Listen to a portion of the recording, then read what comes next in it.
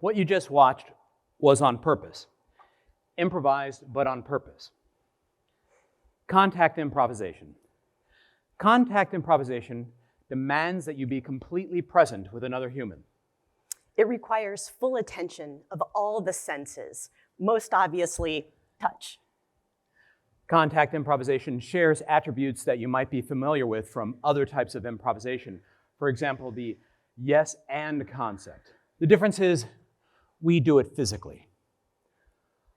A little historical context. Contact improvisation is a dance form born out of the combination of the ideals of modern dance, Eastern philosophy, and the general milieu of 1960s hippie culture. The father of contact improvisation, Steve Paxton, started researching this movement at Oberlin College with some students in 1972.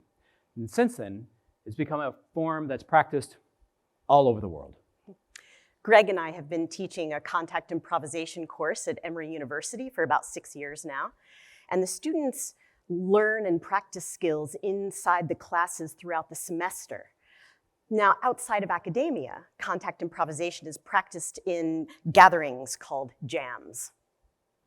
Jams. Imagine walking into a large space, say a dance studio or a gym, an empty church, a student center, and there are people in the space moving about. Now, you know some of these folks, but not all of them. As you begin to move, your kinesphere overlaps their kinesphere. Kinesphere is the imaginary bubble that extends from your center to your distal ends and travels with you wherever you go. Your kinesphere overlaps anybody's kinesphere. And that is an invitation to move together. And as you do, you might reach in with a limb. This is called reaching into the negative space. It's the space inside the kinesphere where your body is not. This might invite some contact, which in turn might lead me to share some weight. That's dance speak for lean on them. I share my weight, she shares her weight. We find a momentary kind of balance, which then might lead to a rolling point of contact, which might lead to a slide, which in turn might lead to a body surf, which if we're lucky, then moves into a counterbalance that brings us to standing. You dance with this person for a while, and then you find a new partner. This may sound like a very strange way to spend your Saturday afternoon. But for those involved, it's quite ordinary and often extraordinary. It may seem even stranger to teach this at a liberal arts college. But, I mean, what are you going to learn from going into a room and rolling around on people? But we would argue that it's fundamental. Contact improvisation teaches life lessons through corporeal means. It teaches skills necessary for the workplace. These skills are called soft skills, sometimes called power skills. They include teamwork and problem solving, communication, interpersonal skills, adaptability, dependability, creative thinking. These are the skills that you need to be a pleasant person in the workplace. Perhaps you've worked with someone who lacks these. Oof. It's not fun. Now, soft skills are taught throughout the liberal arts curriculum, but contact improvisation approaches these topics more implicitly. It is, I dare say, the physical manifestation of the skills you need to thrive in the workplace. And in our personal lives. Right. Our personal lives too, yeah. Let's start with teamwork and problem solving. When we work as a team, we achieve common goals while supporting the strengths of others. We're back in the jam. We're overlapping kinespheres. We're finding rolling points of contact. We're sliding. All the while, we're looking and seeing where all the other couples are and moving through and around them. Our goal is to have an enjoyable dance while letting others have an enjoyable dance. By literally supporting my partner and us together choosing how to navigate that space, we become a little team. And by being hyper aware of all the couples around us and they of us, we become one big team. Problem solving. Problem solving. Every contact dance is a little kinetic puzzle. And it reminds me a little bit of watching two actors improvise, and they're going and they say yes and maybe one too many times, and you think to yourself, how are they going to get out of that?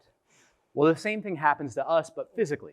So we might find ourselves in a precarious situation, say balanced on our partner's back, and there's a couple moving very quickly in this direction and a wall on that side.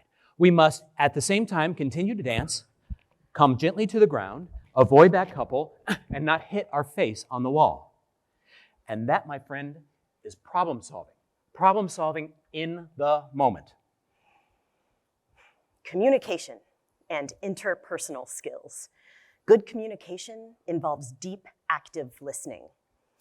Because contact improvisation is mostly done in silence, we must listen intently in every moment. That's all you can do, is listen and respond with all of your senses. Greg and I are going to share a dance. We have no idea who's going to initiate.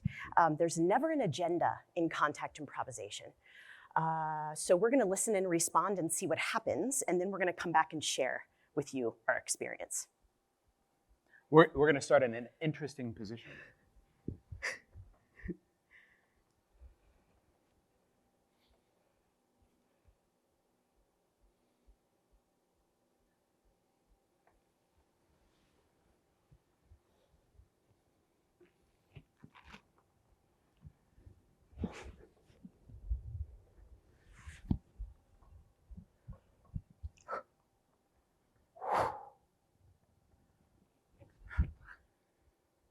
Okay, that's fun. Yeah, that was good. Okay.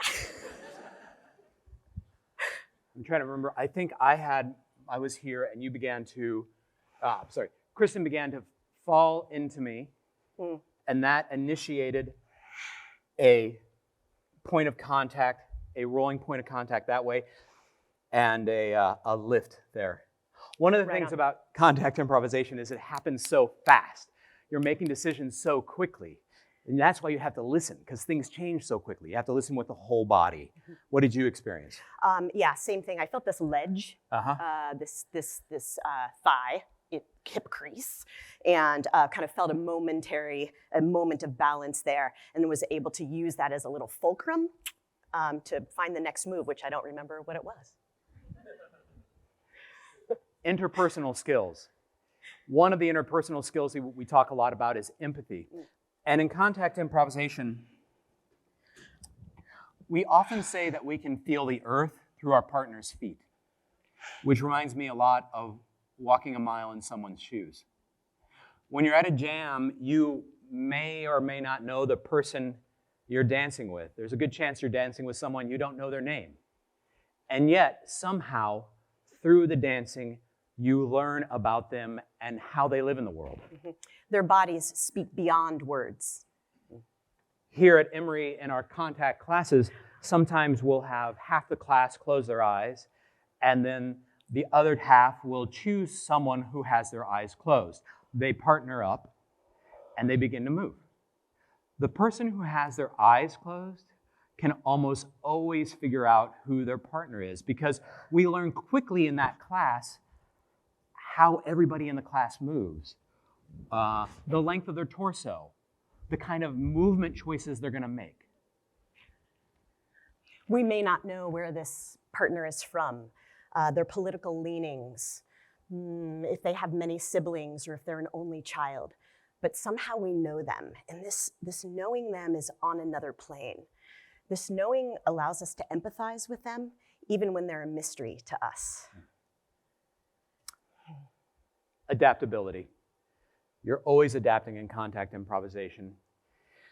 Every partner you have is different, and every dance you have with that partner is different. When you begin to dance with someone, you need to meet them where they are, knowing they're meeting you where you are. Here in the Atlanta dance community, you might run into a dancer in a motorized wheelchair. The important thing to know here is to be hyper aware of where the joystick is, If you roll on it or push on it, that's going to be a shock to all involved. But by adapting to that reality, you set yourself up for a wonderful dance. One of our other community members is 68. She's tiny, and she's amazing. And now I can't give her all my weight, but I can give her some of my weight. And by me adapting to her and her adapting to me, we have really fun dances. Dependability and self-reliance. Another key aspect of contact improvisation is that each mover in the space is responsible for themselves. When we're dancing together, we can't spend time. There's not enough time to be concerned about our partner's feelings and whether they're enjoying themselves, right? That's on them. We must be dependable partners by listening intently, opening space for creativity, and responding intentionally. And when both partners keep this in mind, the dependability and self-reliance are built into the dance. Yeah, this is a funny contradiction about contact improvisation. You have to rely completely on your partner, knowing you can't rely on your partner at all. It's improvised. Exactly. You have to take care of yourself while being hyper aware of where your partner is, how they're moving, where they're going, also knowing you can't know it all, and that's what makes it exciting. Now that we have proven without a shadow of a doubt that contact improvisation is the physical manifestation of these soft skills, we'd like to add a soft skill, knowing yourself. As we talked and thought and wrote about these soft skills through the lens of contact improvisation, we kept coming back to knowing yourself. When you practice contact improvisation, you become a more grounded dancer, but also a more grounded person. And that's because contact improvisation allows you to learn more about yourself all the time.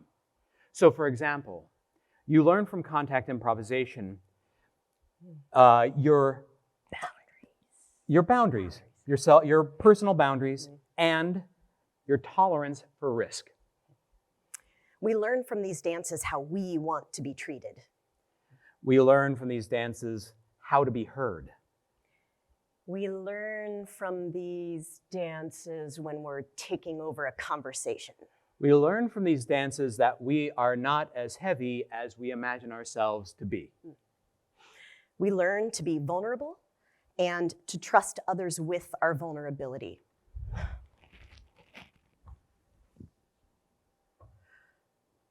Contact improvisation teaches teamwork and problem solving, communication, interpersonal skills, adaptability, dependability, knowing yourself. And when we bring these basic concepts into our daily lives, situations that can feel challenging can be approached with more openness and possibility. In part because we're more grounded. For every predicament life throws at you, contact improvisation has a movement metaphor to help you cope. If you want to understand yourself better, go to a contact improvisation jam. If you want to understand other people better, go to a contact improv jam. If you want a shortcut to life lessons, go to a contact jam. Thank you. Thank you.